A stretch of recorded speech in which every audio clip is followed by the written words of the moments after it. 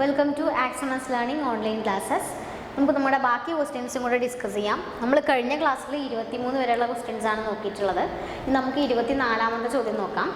എന്താണ് 24th question വന്നിട്ടുള്ളത്? Give one word answer of the following. വീണ്ടും നമുക്ക് 4 ഓപ്ഷൻസ് അല്ലെങ്കിൽ 4 ടൈപ്പ് അല്ലെങ്കിൽ 4 കോമ്പണൻസ് ആയിട്ടാണ് ക്വസ്റ്റ്യൻസ്. ഈ 4 എണ്ണം നമ്മൾ വായിച്ചിട്ട് നമുക്കതിന് ഏറ്റവും ആപ്റ്റ് ആയിട്ടുള്ള അല്ലെങ്കിൽ സ്യൂട്ടബിൾ ആയിട്ടുള്ള ഒരു ആൻസർ വൺ വേർഡ് ആൻസർ ആയിട്ട് കൊടുക്കാനാണ് പറഞ്ഞിട്ടുള്ളത്. ഓക്കെ, എന്താണ് first one? A share of ₹10 issued at a premium of ₹2 on which the full amount is called up and ₹7 is received. Share capital account will be credited by. എന്താണ് ചോദിച്ചിട്ടുള്ളത്? നമ്മുടെ ഷെയറിൻ്റെ full value എന്ന് പറയുന്നത് ₹10 ആണ് issue price. Then premium ₹2 വരുന്നുണ്ട് അതിൽ. Then എന്താണ് full amount പറയുന്നതെന്ന് വെച്ചാൽ നമുക്ക് ഫുൾ എമൗണ്ടും കോളപ്പ് അയച്ചിട്ടുണ്ട് അല്ലെങ്കിൽ കോൾ ചെയ്തിട്ടുണ്ട്. ദെൻ ₹7 റിസീവ് ചെയ്തിട്ടുള്ളത്. അങ്ങനെയാണെന്നുണ്ടെങ്കിൽ ₹10 ഷെയറാണ്, അതിൽ 2 പ്രീമിയമാണ്, നമുക്ക് ഫുൾ എമൗണ്ട് കോളപ്പ് ചെയ്തിട്ടുണ്ട്. ദെൻ ₹7 റിസീവ്ഡ് ആണ്. ദെൻ ഷെയർ ക്യാപിറ്റൽ അക്കൗണ്ടിൽ നമ്മൾ ക്രെഡിറ്റ് ചെയ്യുന്ന എമൗണ്ട് എത്രയായിരിക്കും? ₹10 മൊത്തം വരുന്നത്, ₹2 പ്രീമിയമാണ്, അതിൽ കോളപ്പ് മൊത്തം എമൗണ്ട് നമ്മൾ കോളപ്പ് ചെയ്തിട്ടുണ്ട്. ദെൻ ₹7 ആണ് ഇത് റിസീവ് ചെയ്തിട്ടുള്ളത്. സോ ഈ ഒരു കേസിൽ ഞാൻ ഓൾറെഡി വേറൊരു ക്വസ്റ്റ്യനിൽ പറഞ്ഞിട്ടുണ്ടെന്നാണ് എനിക്ക് തോന്നുന്നത്. നമ്മൾ ഷെയർ ക്യാപിറ്റൽ അക്കൗണ്ടിൽ എപ്പോഴും കോൾഡ് അപ്പ് വാല്യൂ ആയിരിക്കും കാണിക്കുക. എപ്പോഴും എന്ന് പറഞ്ഞാൽ മിക്ക കേസിലും കോൾഡ് അപ്പ് വാല്യൂ ആണ് കാണിക്കുക. ഈ ഒരു ക്വസ്റ്റ്യനിൽ കോൾഡ് അപ്പ് വാല്യൂ എത്രയാണ്? On which the full amount is called up എന്ന് പറയുന്നുണ്ട്. എന്താണ് ഫുൾ എമൗണ്ട് കോൾ അപ്പ് ചെയ്തിട്ടുണ്ട്? ഞാൻ പെട്ടെന്ന് മനസ്സിലാവാൻ വേണ്ടിയിട്ടാണ് പറയുന്നത്. നമ്മളത് എക്സ്പ്ലെയിൻ ചെയ്ത് പറഞ്ഞാൽ പിന്നെയും ലാഗായി പോകും, ഓരോന്നോരോന്നായി പറയേണ്ടി വരും. So ₹10 full amount. So full amount എന്താണ് നമ്മുടെ കോളപ്പ് ചെയ്തിട്ടുണ്ട് എന്ന് പറയുന്നുണ്ട്. സോ എന്തായിരിക്കും? ഷെയർ ക്യാപിറ്റൽ അക്കൗണ്ടിൽ നമ്മൾ ക്രെഡിറ്റ് ചെയ്യുന്നത് കോൾഡ് അപ്പ് വാല്യൂ ആയിരിക്കും. സോ ₹10 ആയിരിക്കും അതിൻ്റെ ആൻസർ എന്ന് പറഞ്ഞാൽ share capital account will be credited by ₹10. Okay, second one നോക്കാം. That part of share capital which is uncalled and kept in reserve is known as. Call up ചെയ്യാത്ത share ക്യാപിറ്റലിൻ്റെ ഒരു ഭാഗമാണ്. അത് നമ്മൾ എന്ത് ചെയ്യും? കോളപ്പ് ചെയ്തതൊക്കെ അങ്ങനെ പോയിട്ടുണ്ടായിരിക്കും. ദെൻ കോളപ്പ് ചെയ്യാത്ത ആ ഒരു അൺകോൾഡ് ക്യാപിറ്റലാണ്. നമ്മളത് എന്ത് ചെയ്യുന്നുണ്ട്? അത് നമ്മളൊരു റിസർവ് ആയിട്ട് കീപ്പ് ചെയ്യാണ്. കെപ്റ്റ് ഇൻ റിസർവ് എന്ന് പറഞ്ഞാൽ റിസർവ് ആയിട്ട് നമ്മളത് നീക്കി വെച്ചിട്ടുണ്ടായിരിക്കും. ഈ ഒരു ക്യാപിറ്റലിനെ അല്ലെങ്കിൽ ഇങ്ങനെയുള്ള ഒരു ടൈപ്പ് ഓഫ് ക്യാപിറ്റലിനെ പറയുന്ന പേര് എന്താണ്? That part of share capital which is uncalled and kept in reserve is known as. അങ്ങനെ റിസർവിൽ നമ്മൾ റിസർവ് ആയിട്ട് കീപ്പ് ചെയ്യുന്ന അൺകോൾഡ് ക്യാപിറ്റലിൻ്റെ പോർഷനെ നമ്മൾ പറയുന്ന പേര് എന്തായിരിക്കും? റിസർവ് ആയിട്ടാണ് കീപ്പ് ചെയ്യുന്നത്. അപ്പോൾ എന്തായിരിക്കും? It is reserve capital. എന്താണ്? റിസർവ് ക്യാപിറ്റൽ എന്നാണ് നമ്മൾ പറയുക. അൺകോൾഡ് പോർഷനാണ് and which is treated as A എന്താണ് റിസർവ് ആണ്. So it is termed as A reserve capital. Okay, reserve capital എന്നാണ് നമ്മൾ അതിനെ പറയുന്നത്. ദെൻ മൂന്നാമത്തെ നോക്കാം. State any one purpose four which securities premium reserve amount can be utilised. Securities premium reserve amount നമുക്കറിയാം. Security premium reserve അറിയാമല്ലോ അല്ലേ? പ്രീമിയത്തിൽ നമ്മൾ ഇഷ്യൂ ചെയ്യുമ്പോൾ സെക്യൂരിറ്റി പ്രീമിയം അക്കൗണ്ടിലോട്ട് നമ്മൾ കൊടുക്കാറുണ്ട്. സോ ഈ സെക്യൂരിറ്റി പ്രീമിയം റിസർവ് എന്ന് പറയുന്നത് ആ ഒരു എമൗണ്ട് അല്ലെങ്കിൽ ആ ഒരു അക്കൗണ്ടിൽ കിടക്കുന്ന ഇത്രയും എമൗണ്ട് നമ്മൾ എങ്ങനെയാണ് യൂട്ടിലൈസ് ചെയ്യുക അല്ലെങ്കിൽ എങ്ങനെയാണ് നമ്മളത് ഉപയോഗിക്കുന്നത് അല്ലെങ്കിൽ ആ ഒരു അക്കൗണ്ടിൻ്റെ ഉപയോഗത്തിനെ പറ്റിയിട്ട് ഏതെങ്കിലും ഒരു പേർപ്പസ് എങ്ങനെയാണ് നമ്മൾ ഉപയോഗിക്കുന്നത് എന്നുള്ളതാണ് ചോദിക്കുന്നത്. നമ്മൾ മെയിനായിട്ട് ഇങ്ങനെ ഈ സെക്യൂരിറ്റി പ്രീമിയം റിസർവിൽ വന്ന് കിടക്കുന്ന ആ ഒരു എമൗണ്ടിനെ ബോണസ് ഷെയർ ഇഷ്യൂ ചെയ്യാൻ വേണ്ടി യൂസ് ചെയ്യാറുണ്ട്. ദെൻ പിന്നെ എന്തിനാണ് യൂസ് ചെയ്യാം? ബൈബാക്ക് ഓഫ് ഓൺ ഷെയർസ്, കമ്പനിയുടെ ഓൺ ഷെയർസ് ബൈബാക്ക് ചെയ്യാൻ ഷെയർസ് അങ്ങനെ കൊടുക്കാറുണ്ട്. ദെൻ പിന്നെ വരുന്നത് നമ്മുടെ എന്താണ് പ്രിലിമിനറി എക്സ്പെൻസസ് ഉണ്ടല്ലോ. പ്രിലിമിനറി എക്സ്പെൻസസിനെ റൈറ്റ് ഓഫ് ചെയ്യാൻ വേണ്ടിയിട്ട് നമ്മൾ ഈ ഒരു എമൗണ്ടിനെ യൂസ് ചെയ്യാറുണ്ട്. ഓക്കെ, നമ്മളോട് ഏതെങ്കിലും ഒരു പേർപ്പസ് ആണ് ചോദിച്ചിട്ടുള്ളത്. ഏതാണെന്ന് വെച്ചാൽ എഴുതാം. നമുക്ക് കുറച്ചും കൂടെ ബെറ്ററായിട്ട് ഇഷ്യൂ ഓഫ് ബോണസ് ഷെയർസ് കൊടുക്കാം. ബോണസ് ഷെയർസ് ഇഷ്യൂ ചെയ്യാൻ നമ്മൾ എന്ത് ചെയ്യും? ഈ ഒരു എമൗണ്ട്, അതായത് സെക്യൂരിറ്റീസ് പ്രീമിയം റിസർവ് എമൗണ്ട് നമ്മൾ എന്ത് ചെയ്യും? യൂട്ടിലൈസ് ചെയ്യാറുണ്ട് എന്നാണ് പറയുന്നത്. ഓക്കെ, നാലാമത്തെ എന്താണ്? നാലാമത്തെ ചോദ്യം നോക്കാം. when shares are issued to promoters of the company as remuneration for their services, which account is debited? എന്താണ് ചോദിച്ചിട്ടുള്ളത്? ഷെയർസ് നമ്മൾ കമ്പനിയിലെ കമ്പനി പ്രൊമോട്ടേഴ്സിന് ഷെയർസ് റെമ്യൂണറേഷനായിട്ട് കൊടുക്കുകയാണെന്നുണ്ടെങ്കിൽ ഓക്കെ, അവരുടെ സർവീസിന് റെമ്യൂണറേഷനായിട്ട് കമ്പനി പ്രൊമോട്ടേഴ്സിന് നമ്മൾ എന്ത് കൊടുക്കുകയാണ്? ഷെയർസ് ഇഷ്യൂ ചെയ്തു. അങ്ങനെയാണെന്നുണ്ടെങ്കിൽ ഏത് അക്കൗണ്ട് ആയിരിക്കും നമ്മൾ ഡെബിറ്റ് ചെയ്യാനാണ് ചോദിക്കുന്നത്. ഏത് അക്കൗണ്ട് ആയിരിക്കും? It will be good will account. Good will account ആയിരിക്കും നമ്മൾ എന്ത് ചെയ്യുക? ഡെബിറ്റ് ചെയ്യുന്നത്. കമ്പനി പ്രൊമോട്ടേഴ്സിനാണ് നമ്മൾ എന്ത് ചെയ്യുന്നത്? അവരുടെ സർവീസസിന് റെമ്യൂണറേഷനായിട്ട് നമ്മൾ ഷെയർസ് ഇഷ്യൂ ചെയ്യുകയാണ്. അപ്പോൾ അത് നമ്മൾ ഏത് അക്കൗണ്ടിലാണ് ഡെബിറ്റ് ചെയ്യുന്നത്? Goodwill account. എന്താണ്? It is goodwill account. Okay, ഈ ക്വസ്റ്റ്യൻ ഓക്കെ ആണെന്ന് വിചാരിക്കുന്നു. 24th ക്വസ്റ്റ്യൻ ഓക്കെ ആണല്ലോ അല്ലേ? ഇനി 25th നോക്കാം. What is meant by unearned income? What is meant by unearned income? Give accounting treatment and adjustment entry of unearned income. എന്താണ് ഈ unearned income എന്നുള്ളത് കൊണ്ട് ഉദ്ദേശിക്കുന്നത്? ദെൻ അതിൻ്റെ അക്കൗണ്ടിങ് ട്രീറ്റ്മെൻറ്റും അതുപോലെ തന്നെ അതിൻ്റെ അഡ്ജസ്റ്റ്മെൻറ്റ് എൻട്രി, അതായത് അൺഏൺഡ് ഇൻകത്തിൻ്റെ അഡ്ജസ്റ്റ്മെൻറ്റ് എൻട്രിയാണ് നമ്മൾ ചോദിച്ചിട്ടുള്ളത്. ഒന്നാമത്തത് അത് എന്താണെന്ന് എഴുതണം, അതിൻ്റെ അക്കൗണ്ടിങ് ട്രീറ്റ്മെൻറ്റും അതിൻ്റെ എൻട്രിയും എന്താണെന്ന് വെച്ചാലും നമ്മൾ എഴുതണം. ഓക്കെ, നമുക്ക് നോക്കാം എന്താണ് അൺഏൺഡ് ഇൻകം. അതിൻ്റെ പേരിൽ തന്നെയുണ്ട് അൺഏൺഡ് ആണ്, അതായത് നമുക്ക് കിട്ടിയിട്ടില്ല അങ്ങനെയുള്ള ഇൻകമാണ് അൺഏൺഡ് ഇൻകം. നോക്കാം എന്താണ് അൺഏൺഡ് ഇൻകം.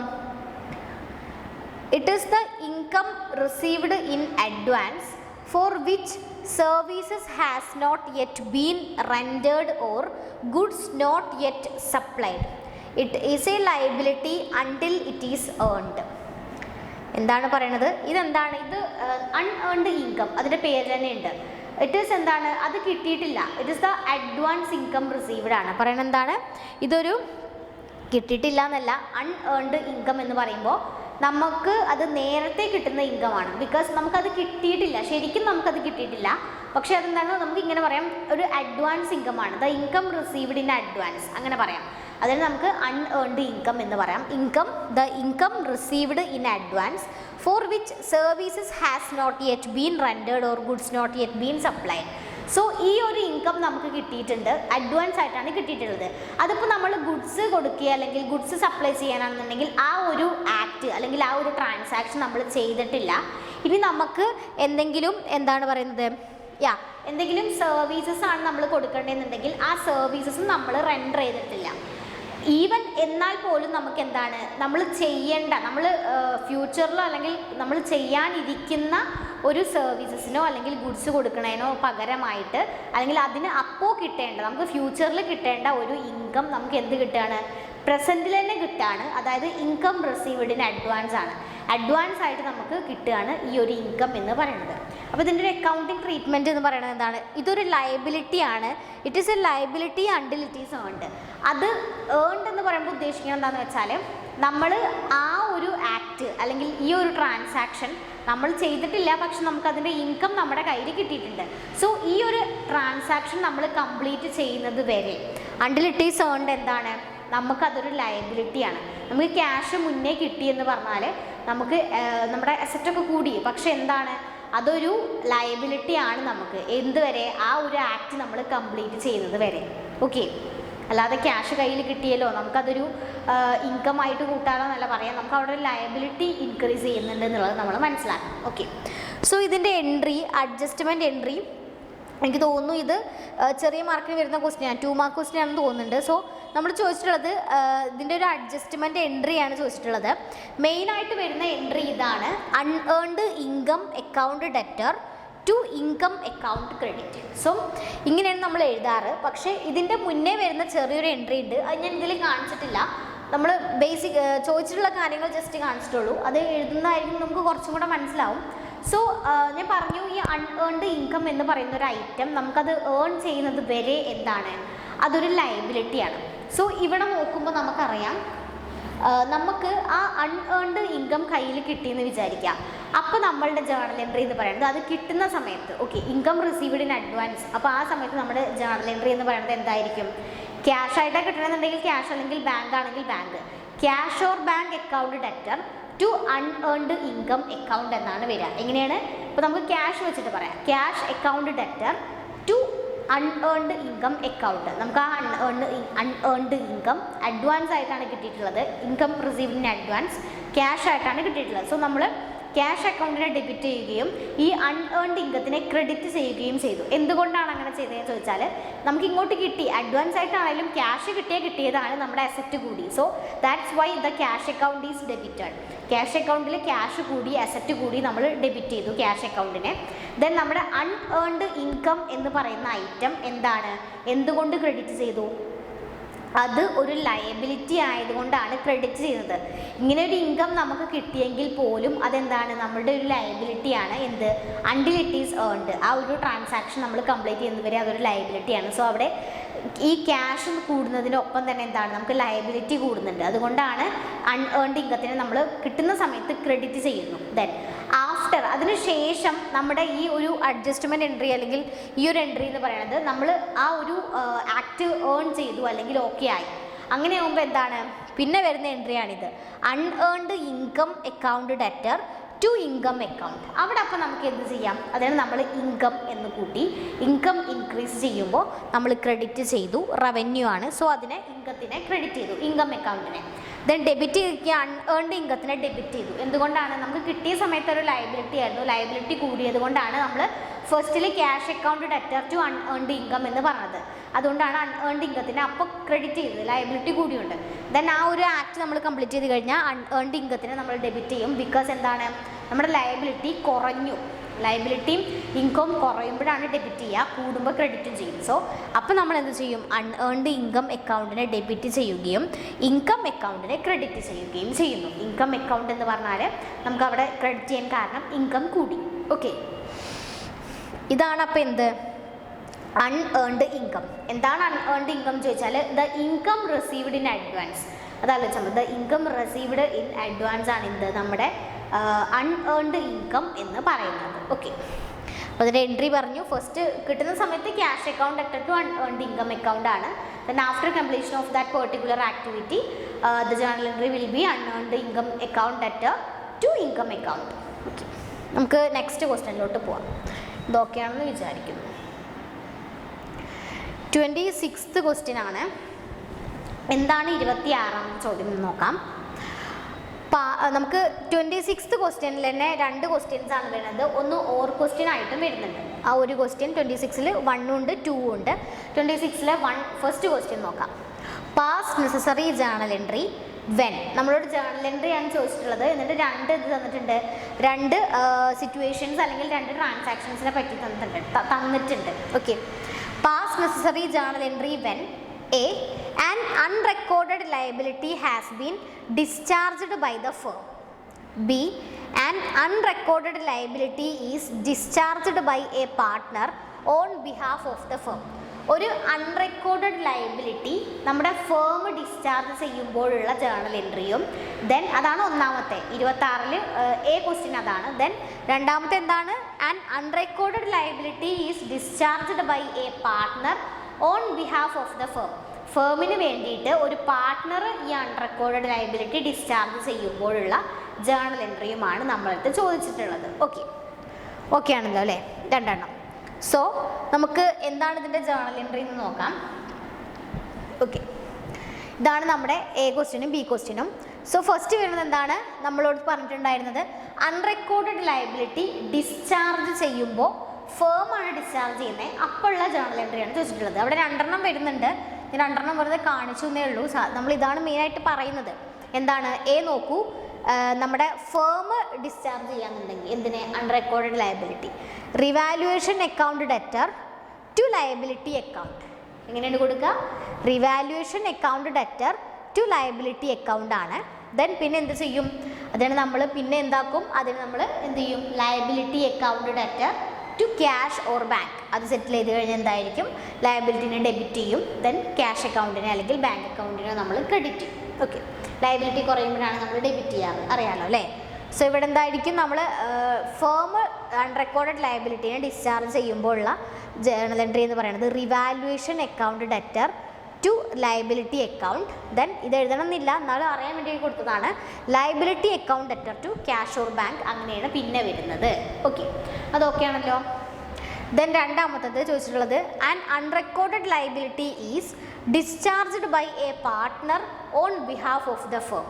ഒരു ഫേമിന് പകരം പകരമല്ല ഫേമിന്, ഓക്കെ, ഫേമിന് പകരം അയാൾക്ക് വേണ്ടിയിട്ടാണ് ചെയ്യുന്നത്. ആര്? പാർട്ട്ണറാണ് ഈ ഒരു എന്താണ് അൺറെക്കോർഡഡ് ലയബിലിറ്റീനെ എന്ത് ചെയ്യുന്നത്, ഡിസ്ചാർജ് ചെയ്യുന്നേ എന്നുണ്ടെങ്കിൽ ജേർണൽ എൻട്രി എന്തായിരിക്കും എന്നാണ് ചോദിച്ചിട്ടുള്ളത്. എന്തായിരിക്കും? An unrecorded liability is discharged by a partner on behalf of the firm. അങ്ങനെയാണെങ്കിൽ എന്തായിരിക്കും? Revaluation account debtor to partners capital account. Because പാർട്ട്ണറാണ് അത് ഡിസ്ചാർജ് ചെയ്യുന്നത്. ഫേമിന് വേണ്ടിയിട്ടാണെങ്കിൽ പോലും ഫേമിന് പകരമാണ് ആര് ചെയ്യുന്നത്? നമ്മുടെ ഈ പാർട്ട്ണർ ഡിസ്ചാർജ് ചെയ്യുന്നത് നമ്മുടെ unrecorded liability. So journal entry വരുന്നത് revaluation account debtor to partners capital account. Discharge ചെയ്യുന്നത് ആരാണെങ്കിലും നമ്മൾ ഡെബിറ്റ് ചെയ്യുക റിവാലുവേഷൻ അക്കൗണ്ട് ആയിരിക്കും ഡെബിറ്റ് ചെയ്യുന്നത്, അതിലോട്ടായിരിക്കും ഡെബിറ്റ് ചെയ്യുക. So revaluation account debtor to partners capital account, അതാണ് നമ്മുടെ രണ്ട് ജേർണൽ എൻട്രീസ് എന്ന് വരുന്നത്. ഓക്കെ, അപ്പോൾ നമ്മൾ നമ്മുടെ ഫേം ഡിസ്ചാർജ് ചെയ്യാന്നുണ്ടെങ്കിൽ revaluation account debtor to liability account എന്ന് വരും. ദെൻ നമ്മുടെ പാർട്ട്ണറാണ് ഫേമിന് വേണ്ടിയിട്ട് ഈ ഒരു അൺറെക്കോർഡഡ് ലയബിലിറ്റീനെ ഡിസ്ചാർജ് ചെയ്യുന്നതെന്നുണ്ടെങ്കിൽ എങ്ങനെ വരും? റിവാലുവേഷൻ അക്കൗണ്ട് ഡെറ്റർ ടു എന്തായിരിക്കും? നമ്മുടെ പാർട്ട്നേഴ്സ് ക്യാപിറ്റൽ അക്കൗണ്ട് ആയിരിക്കും വരുന്നത്. ഓക്കെ, അതാണ് നമ്മുടെ ജേർണൽ എൻട്രി വരുന്നത്. ഇനി അതിൻ്റെ ഒരു ഓർ ക്വസ്റ്റ്യൻ വരുന്നുണ്ട്. നമ്മുടെ 26 തന്നെ ഓർ ക്വസ്റ്റ്യൻ നോക്കാം. എന്താണ് ഓർ ക്വസ്റ്റ്യൻ?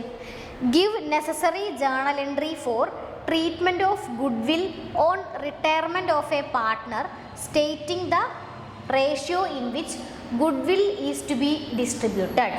നമ്മളോട് ചോദിച്ചിട്ടുള്ള ജേർണൽ എൻട്രി എന്താണ്? ഇവിടെ ഞാൻ കാണിച്ചിട്ടുണ്ട് ജേർണൽ എൻട്രി. ചോദിച്ച ചോദ്യം എന്താണെന്ന് വെച്ചാൽ നമ്മളൊരു നെസസറി ജേർണൽ എൻട്രി, മെയിനായിട്ട് വരുന്ന ജേർണൽ എൻട്രിയാണ് ചോദിച്ചിട്ടുള്ളത്. എപ്പോൾ ഒരു പാർട്ട്ണർ റിട്ടയർ ചെയ്യുന്ന സമയത്ത് ഗുഡ് വില്ല് നമ്മൾ ഡിസ്ട്രിബ്യൂട്ട് ചെയ്യേണ്ട, ഗുഡ് വില്ലിൻ്റെ ട്രീറ്റ്മെൻറ്റിൽ നമ്മൾ അത് ഗുഡ് വില്ല് ഡിസ്ട്രിബ്യൂട്ട് ചെയ്യണമല്ലോ, അത് ഡിസ്ട്രിബ്യൂട്ട് ചെയ്യാനുള്ള റേഷ്യോ എങ്ങനെയായിരിക്കണം, അല്ലെങ്കിൽ അതിനെ പറ്റിയിട്ടുള്ള ഒരു എൻട്രി, ജേർണൽ എൻട്രി എങ്ങനെയായിരിക്കും എന്നാണ് ചോദിക്കുന്നത്. എപ്പോഴാണ്? റിട്ടയർമെൻറ്റിൻ്റെ സമയത്താണ്. Retirement of a partner stating the ratio in which goodwill is to be distributed. Okay, റിട്ടയർമെൻറ്റിൻ്റെ സമയത്ത്, പാർട്ട്ണറുടെ റിട്ടയർമെൻറ്റിൻ്റെ സമയത്ത് നമ്മുടെ ഈ ഗുഡ് വില്ല് എന്ത് ചെയ്യാൻ, ഡിസ്ട്രിബ്യൂട്ട് ചെയ്യാനുള്ള റേഷ്യോ റിലേറ്റ് ചെയ്ത് വരുന്ന എന്താണ് നമ്മുടെ ജേർണൽ എൻട്രിയാണ് ചോദിക്കുന്നത്. റിട്ടയർമെൻറ്റിൻ്റെ സമയത്താണ് ചോദിക്കുന്നത്. എന്താണ് ജേർണൽ എൻട്രി വരുന്നത്? Gaining partners capital account debtor to retiring partners capital account. എന്താണ് എൻട്രി? ഗെയിനിങ് പാർട്ട്നേഴ്സ്, ആർക്കാണോ അവിടെ ഗെയിൻ കിട്ടുന്നത്, ഗെയിനിങ് പാർട്ട്ണർ എന്ന് പറഞ്ഞാൽ ഗെയിൻ ആർക്കാണോ റിട്ടയർ ചെയ്യുന്ന സമയത്ത് ഗെയിൻ കിട്ടുന്ന ആ പാർട്ട്ണർ ആരാണോ അയാളുടെ അക്കൗണ്ട് ഡെബിറ്റ് ചെയ്യുന്നു. Gaining partners account debtor to എന്താണ് നമ്മുടെ റിട്ടയറിംഗ് പാർട്ട്നേഴ്സ് ക്യാപിറ്റൽ അക്കൗണ്ട് ആണ്. എന്താണ്? Gaining partners account debtor to retiring partners capital account എന്നാണ് വരുന്നത്. സോ നമ്മുടെ ഗെയിനിങ് പാർട്ട്നേഴ്സിൻ്റെ ക്യാപിറ്റൽ അക്കൗണ്ടിനെ നമ്മൾ ഡെബിറ്റ് ചെയ്യുകയും ഏത് പാർട്ട്ണറാണോ റിട്ടയർ ആവുന്നത് ആ ഒരു പാർട്ട്ണറിൻ്റെ ക്യാപിറ്റൽ അക്കൗണ്ടിന് നമ്മൾ എന്ത് ചെയ്യും? ക്രെഡിറ്റ് ചെയ്യുകയും ചെയ്യുന്നു. അതാണ് നമ്മൾ ചെയ്യുന്ന കാര്യം.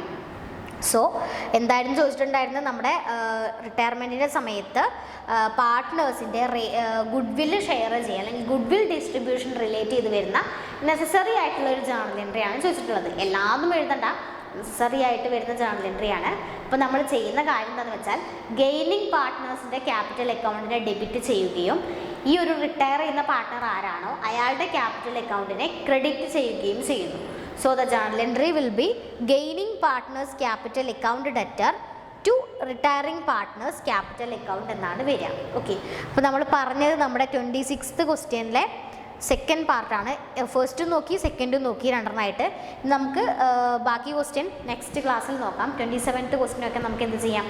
നെക്സ്റ്റ് ക്ലാസ്സിൽ ഡിസ്കസ് ചെയ്യാം. അപ്പോൾ ഇന്ന് നമ്മൾ നോക്കിയിട്ടുള്ള ഈ ക്വസ്റ്റ്യൻസ് ഒക്കെ ഓക്കെ ആണെന്ന് വിചാരിക്കുന്നു. നമുക്ക് നെക്സ്റ്റ് ക്ലാസ്സിൽ എന്ത് ചെയ്യാം? ബാക്കി ക്വസ്റ്റ്യൻസും കൂടെ ഡിസ്കസ് ചെയ്യാം. Okay, thank you.